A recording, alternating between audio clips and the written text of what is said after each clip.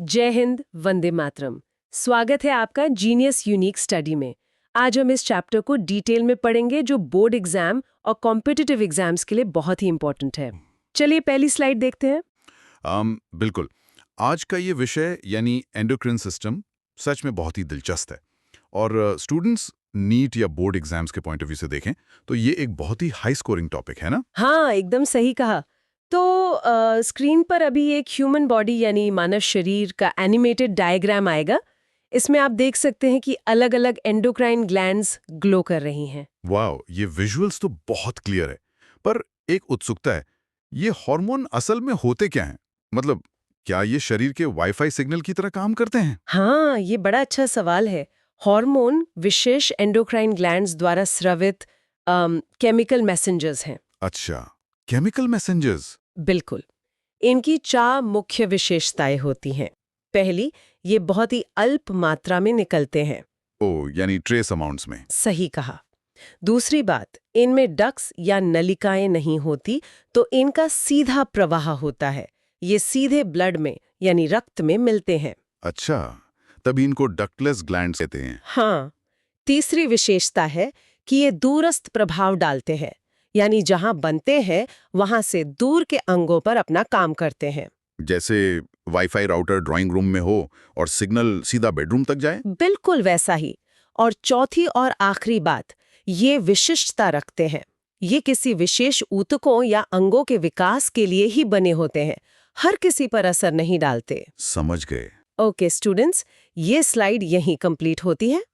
Okay students, अब screen पर next slide आ चुकी है। हाँ, अब स्क्रीन पर ह्यूमन ब्रेन का 3D डायग्राम दिख रहा है। और आप देखेंगे कि कैमरा धीरे-धीरे अग्र मस्तिष्क यानी फोर ब्रेन के डायनसेफेलॉन भाग में थैलेमस के ठीक नीचे जूम कर रहा है। सेंटर में एकदम। अगर शरीर एक मशीन है ना, तो ये हाइपोथैलेमस उसका कमांड सेंटर है। यही इसकी सटीक लोकेशन है। अच्छा, यानी ये नर्वस सिस्टम और एंडोक्राइन सिस्टम के भी का एक पुल है, एक तरह का अल्टीमेट लिंक। एकदम सही। ये दोनों सिस्टम को कनेक्ट करता है। इसमें तंत्रिका स्रवी यानी न्यूरोसेक्रेटरी कोशिकाओं का समूह होते हैं, ओके। जिन्हें हम हाइपोथैलेमिक न्यूक्लियाई कहते हैं। ये ग्रे मैटर यानी धूसर द्रव्य से बना होता है और सीधे हार्मोन उत्पन्न करता है। वाह, तो ब्रेन का ये हिस्सा सीधे हार्मोन भी बनाता है। हाँ, चलो ये टॉपिक यहाँ क्लियर हो गया। राइट। चलिए अब नेक्स्ट स्लाइड को डिटेल में समझते हैं। ओह, स्क्रीन पर तो अब एक स्विच बोर्ड का एनिमेशन आ गया है जिसमें हरे और लाल बटन्स दिख रहे हैं। पिट्यूटरी तक जा रहे हैं। या हरे स्विच यानी रिलीजिंग हार्मोन्स या मोचक हार्मोन है। ये पिट्यूटरी का स्राव बढ़ाते हैं। जैसे कि कौन-कौन से हार्मोन्स? जैसे GHRH वृद्धि हार्मोन मोचक, फिर TRH थायरोट्रोपिन मोचक। इसके अलावा FSHRH और LHRH होते हैं। इन दोनों को तो मिलाकर GnRH कहते हैं ना? हाँ, बिल्कुल सही। फिर PRH प्रोलैक्टिन के लिए, CHRH और MSHRH भी होते हैं। और ये जो लाल बटन्स हैं, वो क्या करते हैं? ये लाल स्विच इनहिबिटरी हार्मोन्स हैं, निरोधी हार्मोन।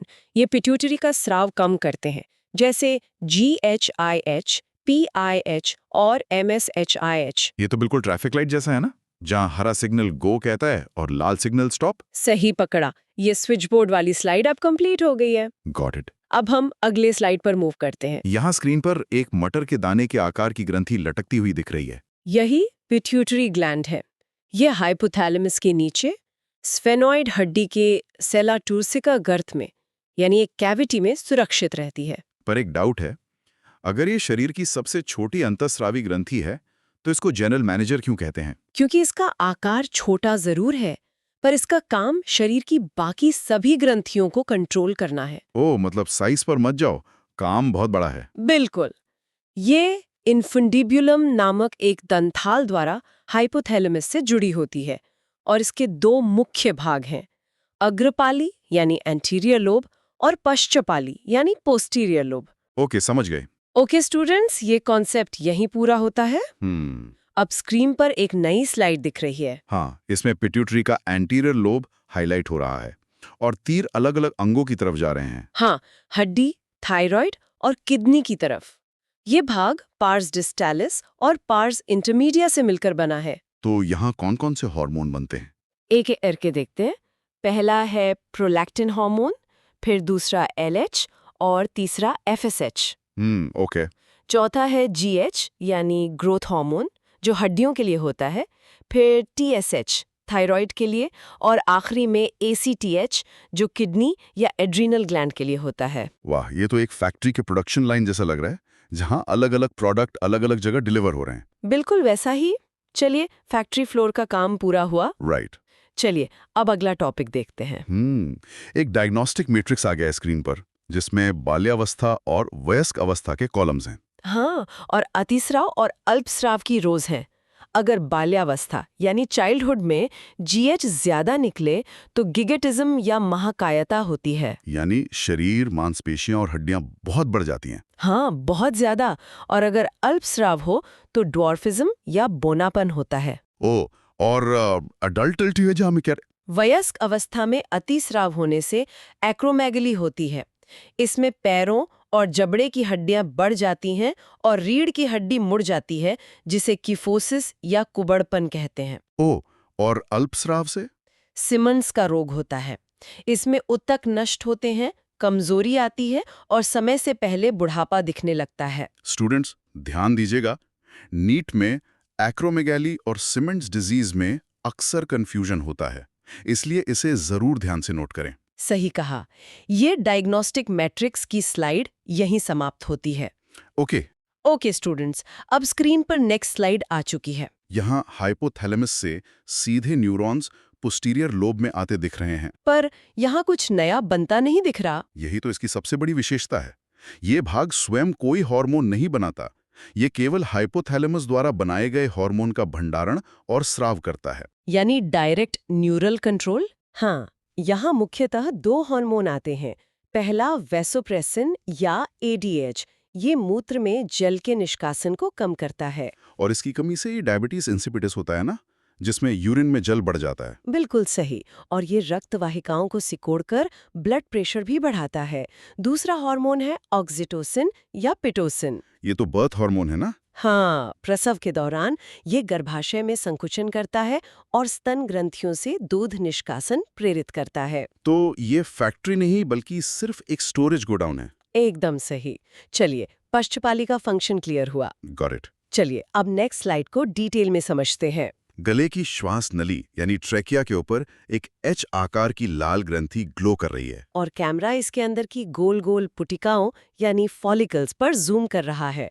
ये थायराइड ग्लैंड है। ये शरीर की सबसे बड़ी एंडोक्रीन ग्रंथि है ना? हाँ, ये एक बाइलोब्ड ग्रंथि है। इसके अंदर छोटी गोलाकार पुटिकाएं होती हैं। और इनमें जो पीला सब्सटेंस भरा है वो क्या है? वो आयोडोथायरोग्लोबुलिन है। यहीं से हार्मोन स्रावित होते हैं। पर इसे शरीर का इंजन क्यों कहते हैं, ये जानने की बड़ी उत्सुकता हो रही है। इसका जवाब हम अगली स्लाइड में देंगे। ओके। थायराइड ग्रंथि का स्ट्रक्चर हमने समझ लिया।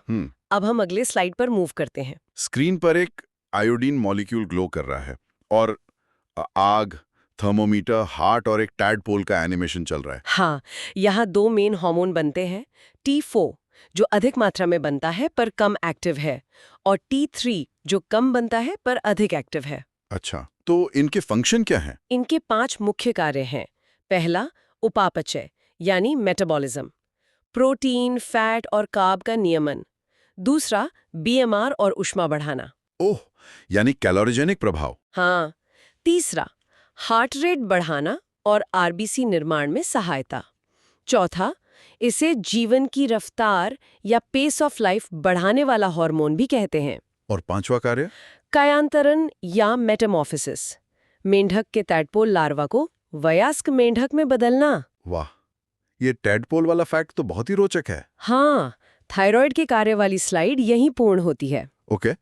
अब स्क्रीन पर एक नई स्लाइड दिख रही है। 4 बीमारियों की लिस्ट आई है। बच्चा, वयस्क इंसान, सूझा हुआ गला और एंटीबॉडी के आइकॉन्स दिख रहे हैं। ये हाइपोथायरॉयडिज्म की बीमारियां हैं, जब हार्मोन कम निकलता है। पहली, क्रेटिनिज्म, बच्चों में शारीरिक और मानसिक वृद्धि रुक जाती है। और दूसरी, मिक्सिडेमा या गुल का रोग, वयस्कों में त्वचा मोटी हो जाना, बाल झड़ना और कमजोर याददाश्त। तीसरा तो गॉइटर या घींघा रोग लग रहा है। हाँ, आहार में आयोडीन की कमी से थायराइड ग्रंथि और गले का फूल जाना। और चौथा, हाशिमोटोज डिजीज, हाँ, ये एक ऑटो इम्यून रोग है। शरीर में एंटीबॉडी अपनी ही ग्रंथि को नष्ट कर देते हैं, पर इसे सुइसाइड ऑफ थायराइड क्यों कहते हैं? क्योंकि शरीर की रक्षक कोशिकाएं ही जब भक्षक बन जाएं तो वो सुइसाइड ही है। ये तो बहुत खतरनाक मैकेनिज्म है। हाँ, अल्पस्राव की बीमारियां यहीं खत्म होती हैं। राइट। चलिए अब अगला टॉपिक देखते हैं। एक तरफ आंखों के बाहर निकलने का डरावना 3D एनिमेशन है और दूसरी तरफ बोन के अंदर कैल्शियम फ्लो रुक रहा है। ये हाइपरथायरॉयडिज्म या अतिस्राव है। इसमें एक्सोप्थैल्मिक गॉइटर होता है। नेत्र गोलक के नीचे श्लेष्मा जमा होने से आंखें घूरती हुई बाहर आती हैं। बाप रे। इसके अलावा प्लमर्स डिजीज जिसमें गांठ बनती है और ग्रेव्स डिजीज जिसमें ग्रंथि फूल जाती है। और ये कैल्सिटोनिन का क्या फंक्शन है? कैल्सिटोनिन सी सेल्स द्वारा स्रावित होता है। ये मूत्र में कैल्शियम उत्सर्जन बढ़ाता है और हड्डियों के विघटन को रोकता है। यानी रक्त में कैल्शियम लेवल कम करता है। और पैराथॉर्मोन के ऑपोजिट काम करता है ना? बिल्कुल सही। स्टूडेंट्स, इसको याद रखने की एक सिंपल ट्रिक है कि कैल्सिटोनिन हड्डियों में कैल्शियम टोन करके रखता है। ये ट्रिक सच में बहुत बढ़िया है। ये अतिस्राव वाला सेक्शन यहाँ पूरा हुआ। ओके, स्टूडेंट्स, अब स्क्रीन पर नेक्स्ट स्लाइड आ चुकी है। ये एक फ्लो चार्ट एनिमेशन है। दिमाग से सिग्नल पिट्यूटरी तक, वहां से थायराइड तक, और फिर एक फीडबैक लूप वापस दिमाग तक जा रहा है। ये HPT एक्सिस है। इसमें हाइपोथैलेमस CEO है जो TRH रिलीज करता है। फिर पिट्यूटरी जनरल मैनेजर उसको TSH स्रावित करके आगे भेजता है। हाँ, और थायराइड फैक्ट्री इंजन चालू करके T3 और T4 बनाती है। और फीडबैक लूप कैसे काम करता है? ये रक्त में T3, T4 का लेवल पूरा होते ही हाइपोथैलेमस को प्रोडक्शन रोकने का सिग्नल मिलता है। यही रासायनिक समन्वय है। आज इस सेशन को ध्यान से सुनने के लिए आप सभी का बहुत धन्यवाद। और हाँ, एग्जाम के लिए इस फ्लो चार्ट को जरूर रिवाइज करिएगा।